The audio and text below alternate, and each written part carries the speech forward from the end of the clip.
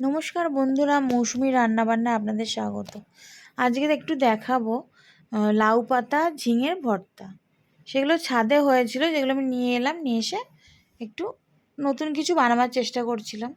লাউ পাতা আর ঝিঙেটাকে ভালো করে কুচিয়ে নিয়েছি, নিয়ে ধুয়ে নিলাম। একটু পেঁয়াজের কুচি ছিল অল্প, একটু জলের মধ্যে দিয়ে নুন দিয়ে এটা একটু ভাপিয়ে নিতে হবে। ভালো করে নুনটা মিশিয়ে দিলাম লাউ ঝিঙেগুলোর মধ্যে।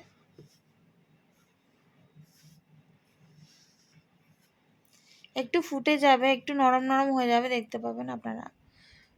তখন ওটাকে মিক্সিতে বেটে নিতে হবে।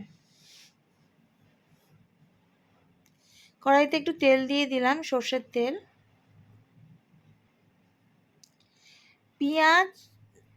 পেঁয়াজ নয়, রসুন আর লঙ্কা দিয়ে দিলাম,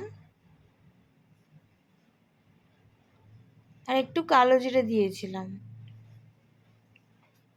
এবার এই বাটাটাকে পুরো দিয়ে দিলাম কড়াইয়ের মধ্যে, ঝিঙে আর এই বাটাটা, লাউ পাতা বাটাটা। একটুখানি হলুদ দিলাম, একটু নুন দিলাম,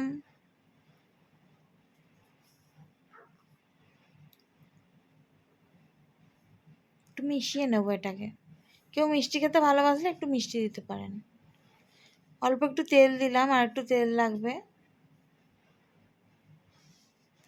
ভালো করে মিশিয়ে নেব, ভালো করে ঘেঁটে নেব জিনিসটাকে, মানে একদম মাখা মাখা করে নেবো ব্যাপারটা।